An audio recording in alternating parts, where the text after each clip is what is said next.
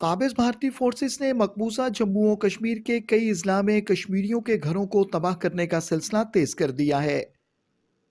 गुज़श्ता चंद रोज में 12 से जायद घरों को उजाड़ दिया गया है।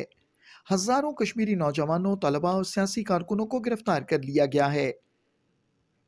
पहलगाम में फॉल्स फ्लैग ऑपरेशन के बाद से जम्मू और कश्मीर के मुख्तलिफ इलाकों में काबिज भारतीय अफवाज के हाथों कई बेगुनाह कश्मीरी नौजवान जाली मुकाबलों में शहीद हो चुके हैं। पहलगाम फॉल्स फ्लैग ऑपरेशन के बाद नई दिल्ली में बैठे भारतीय हुक्मरानों ने मकबूजा जम्मू और कश्मीर में न सिर्फ बड़े पैमाने पर गिरफ्तारियों का सिलसिला शुरू कर दिया है, बल्कि इसराइली तर्ज पर कर्फ्यू, इंटरनेट ब्लैकआउट का सिलसिला भी जारी है।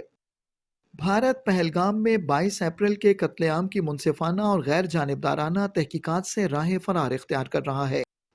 भारतीय हुक्मरान ये बात अच्छी तरह जानते हैं कि उनका ये फॉल्स फ्लैग ऑपरेशन भी माजी की तरह नाकाम हो चुका है। दहशत गर्दी की तमाम कार्रवाइयाँ, चाहे वो मकबूजा जम्मू और कश्मीर में हों या भारत में, खुद भारतीय एजेंसियों ने की। इस हकीकत का इंकशाफ कई भारतीय सियासतदान और सहाफ़ी कर चुके हैं। मिसाल के तौर पर साबिक भारतीय वज़ीर आज़म अटल बिहारी वाजपेयी की भांजी ने गोधरा सानहे का जिम्मेदार नरेंद्र मोदी को ठहराया।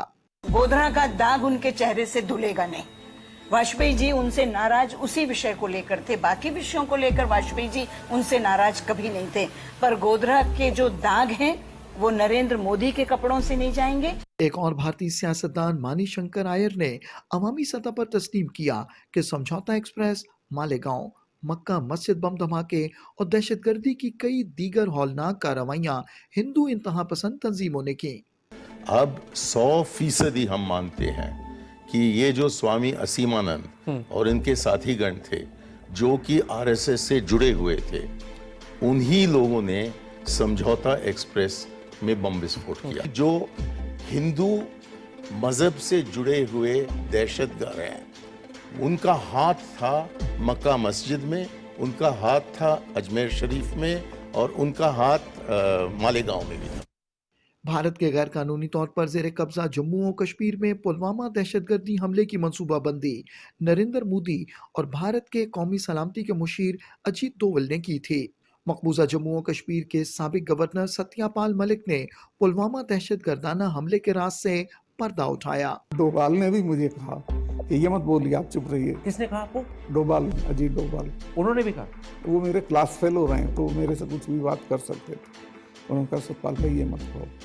So what you're saying? मुझे लग गया था, मैं आपसे शेयर कर सकता हूँ, मुझे लग गया था कि अब ये सारा ओनस पाकिस्तान की तरफ जाना है, तो चुप रहिए। ये एक तरह की सरकार की चालू पॉलिसी थी कि blame Pakistan and we will get credit and it will help our election.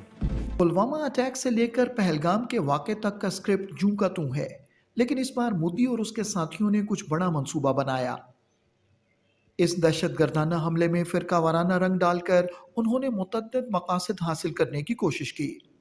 एक जानिब भारतीय रियासत बिहार में होने वाले इलेक्शंस के लिए हिंदू वोट बटोरने की राह हमवार की गई, तो दूसरी जानिब इस हमले की आड़ में कश्मीरियों की जायदादों को तबाह करने, उन पर कब्जा करने और कश्मीरी नौजवानों को गिरफ्तार और शहीद करने के सिलसिले को भी मजीद तेज किया गया। चुनाचे इस मर्तबा भारत ने एक तीर से दो शिकार करने की कोशिश की।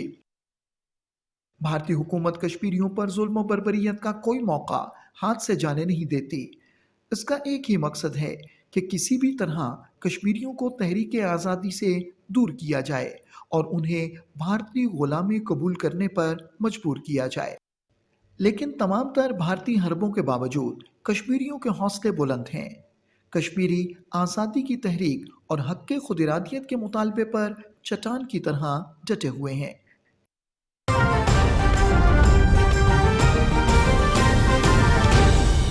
दुरुस्त हर वक्त बार वक्त